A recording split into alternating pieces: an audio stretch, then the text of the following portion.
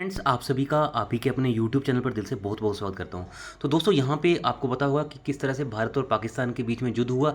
और अभी recently news आ रही है कि बलूचिस्तान ने अपने आप को डिक्लेयर किया है इंडिपेंडेंस फ्रॉम पाकिस्तान। तो देख सकते हो, टाइम्स नाउ का आर्टिकल है, Republic of Balochistan trends blueprint. ठीक है, तो ये रिपब्लिक ऑफ बलूचिस्तान के नाम से ये ट्रेंड बहुत ज़्यादा अभी सुर्खियों में देखने को मिल रहा है।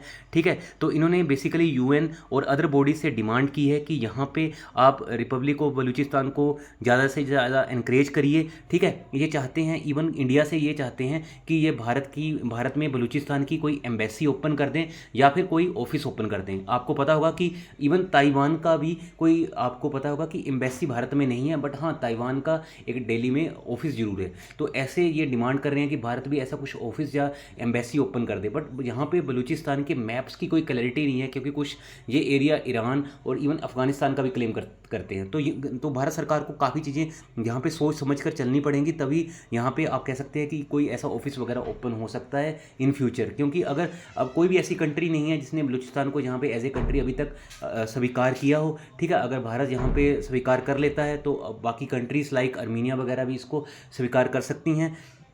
तो काफ़ी ये पेचीदा मामला फंस गया है। ठीक है, यहाँ पे जो इनके बेसिकली जो भी फ्रीडम फाइटर है या फिर जो इनकी बलूचिस्तान के जो यहाँ पे लिबरेशन कराना चाहते हैं, वो पूरी तरह से यहाँ पे लगे हुए हैं कि यहाँ पे किसी ना किसी तरह से भारत यहाँ पे इसको स्टेटस दे दे। इसके बाद ये दरख्वास्त करेंगे यूएन में। अभी तो आपको पता होगा कि जो बेसिकली ये लिबरेशन आर्मी है BLA, ठीक है, इसको तो अभी तो US ने डेजिग्नेटेड यहाँ पे टेररिस्ट का भी दे रखा है। तो हो सकता है कि आने वाले दिनों में अगर इंडिया इसको कंट्री डिसाइड कर लेता है या फिर इसको रिपब्लिक ऑफ बलूचिस्तान को मान लेता है, तो US भी हो सकता है कि वहाँ पे उनको बोल दे कि बाद में ऐसा कुछ ट्रेंड कर दे कि ये जो BLA है ये बेसिकली एक फ्रीडम फाइटर्स हैं।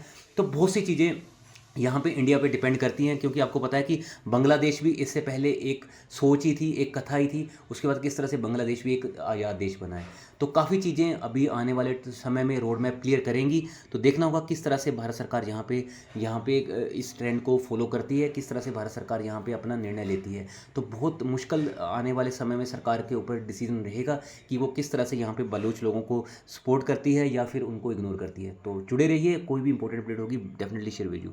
So thank you so much, बहुत जल्दी मिलते हैं नेक्स्ट वीडियो के साथ।